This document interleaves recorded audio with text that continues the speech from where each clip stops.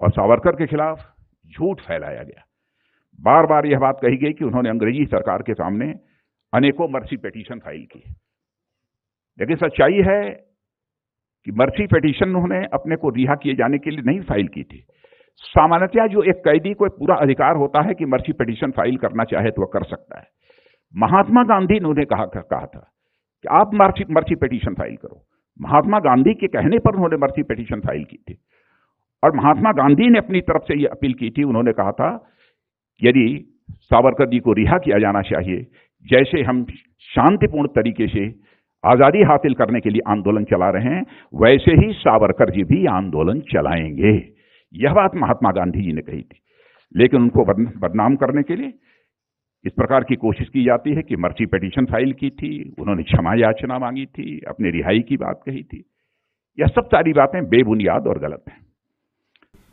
देखिए, राजनाथ सिंह यकीनन बीजेपी से उनका ताल्लुक है, संघ से उनका ताल्लुक रहा है और अभी भी है, मगर वो उनका जो एक परसेप्शन है अपोजिशन लीडर में कि भाई तो थोड़ा सुलझावा ठाकुर लीडर है ये, मगर अब तो झूठ बोल दिए, अब तो सुलझी की बात नहीं कर रहे। महात्मा गांधी तो ये कहते थे कि जेल को जाना एक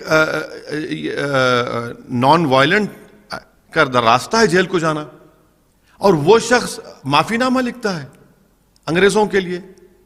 अंग्रेजों से माफीनामा लिखते सावरकर। दूसरे क्यों नहीं लिखे जो काला पानी में थे?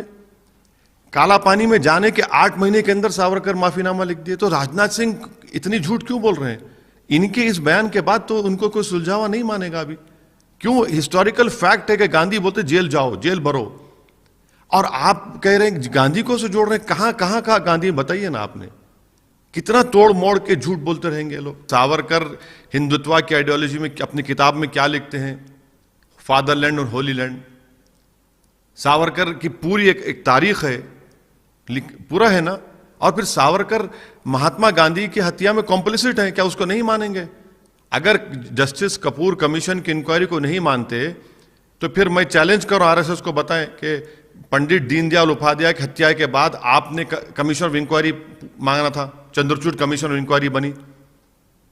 तो ये इनका ये तो आंखों में धूल झोंकने के आदी हैं लोग, और ये समझते हैं कि इस तरह से कवर अप करेंगे, इस तरह से आदि सच और पूरा झूठ बोलेंगे तो देश एक्सेप्ट करना शुरू कर देगा। सबसे तकलीफ दे बात मुझे बहैसियत पार्लियामेंटेरियन ये है कि पार्लियामेंट के सेंट्रल हॉल में एक तरफ महात्मा गांधी की फोटो है और उसके राइट ऑपोजिट सावरकर की फोटो है, जिसको जस्टिस जीवनलाल कपूर कमीशन ने कहा था।